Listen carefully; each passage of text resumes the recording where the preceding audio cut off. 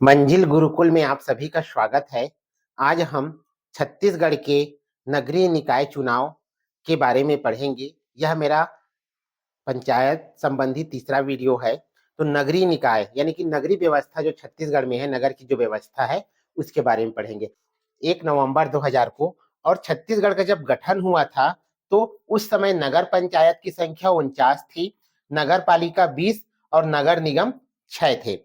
अभी अगर हम वर्तमान में बात करें, वर्तमान में जो है नगर पंचायत 123 है, नगर पालिका 52 है और नगर निगम 14 है। लेकिन इन सभी में जो है चुनाव नहीं हो रहे हैं। अभी वर्तमान में छत्तीसगढ़ में जो चुनाव की घोषणा हुई है उसमें 123 नगर पंचायत में से केवल 114 में जो है इस बार चुनाव होना है और नगर पालिका केवल 49 में चुनाव होना है और नगर निगम में केवल 10 में चुनाव होना है। ये सभी चुनाव 11 फरवरी को होगा। अर्थात जो है नगर पंचायत 114, नगर पालिका 49 और नगर निगम 10। क्योंकि इसमें बीरगांव, भिलाई, भिलाई चरौदा और रिसाली नगर का चुनाव जो है, जो नगर निगम के अंतर्गत आता है, उसका चुनाव होगा दिसंबर 2025 में। अब इस नगर निगम निकाय में जो प्रत्याशियों के द्वारा जो खर्च की राशि है उसे जो है इस वीडियो में डिटेल में बताया गया है। जो नगर पंचायत होता है, नगर पालिका होता है और नगर निगम होता है, उसमें जो पार्षद हैं वो कितना खर्चा करते हैं।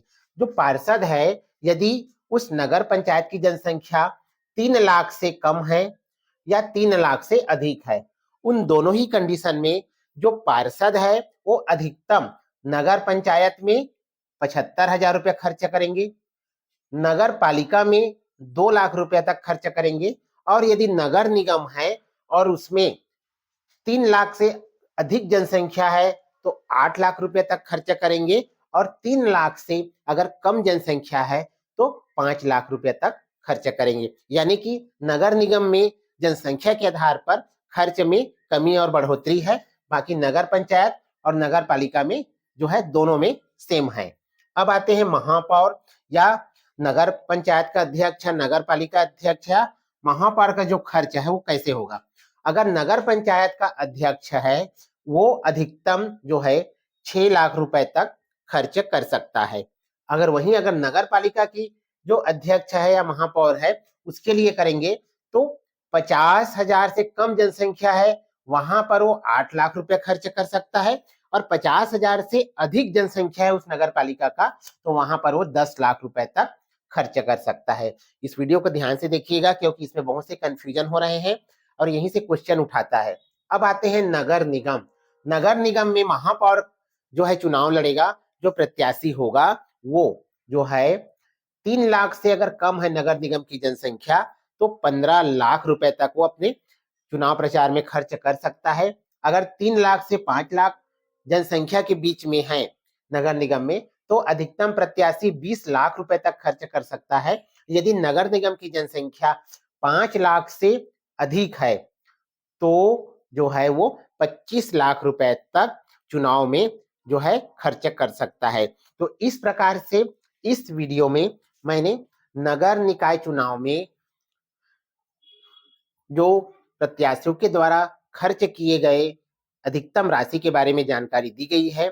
इसमें से क्वेश्चन अवश्य पूछा जाएगा, निश्चित तौर पे पूछा जाएगा, इसलिए इसका जो डेटा है उन्हें अधिक से अधिक शेयर करें और अपना नोट्स बना के रखें। छत्तीसगढ़ नगरीय निकाय चुनाव में 14 नगर निगम है जहां पर महापौर का चुनाव होना है। इन 14 नगर निगमों में से केवल 10 में जो है महापौर का चुनाव होगा। ये 10 जो है इसमें आरक्षण की प्रक्रिया जो इस प्रकार है। सबसे पहले जिस इलाके पर एसटी एसी की जनसंख्या यदि 50% से अधिक होती है उस इलाके में या उस नगर निगम में या उस जगह पर जो है ओबीसी का आरक्षण 0 होगा। कई जगह जो है ओबीसी का आरक्षण नहीं है, इसीलिए यह नहीं है क्योंकि वहां पर एसटी एससी की जनसंख्या कुल जनसंख्या 50% से अधिक है। अब नगर निगम में जो 10 है उसके लिए अनारक्षित कहाँ कहाँ मिला है। अनारक्षित के रूप में रायपुर, बिलासपुर, भिलाई और दुर्ग जो है वो अनारक्षित है और उसमें कोरबा जगदलपुर और चिरमिरी जो है अनारक्षित महिला के रूप में रिजर्व है। रायपुर, भिलाई, बिलासपुर, दुर्ग जो है अनारक्षित सीट है, अनारक्षित मुक्त। और कोरबा, जगदलपुर, चिरमिरी जो है अनारक्षित महिला के लिए रिजर्व है। अंबिकापुर का जो नगर निगम है वो एसटी के लिए रिजर्व है, और एससी के लिए रायगढ़ जो है एससी महिला के लिए रिजर्व है। अगर हम ओबीसी की बात करें तो धमतरी और राजनांदगांव जो है ओबीसी के लिए रिजर्व है। तो इस प्रकार से नगर निगम का चुनाव में आरक्षण प्रक्रिया को अपनाया गया है। छत्तीसगढ़ के नगर निकाय चुनाव में जो है कुल वोटरों की संख्या कितनी है? छत्तीसगढ़ के नगर निकाय चुनाव में कुल वोटरों की संख्या 44,74,269 है। 44,74,269। इसमें महिला वोटरों की संख्या 22,73,232 है। 22,73,232।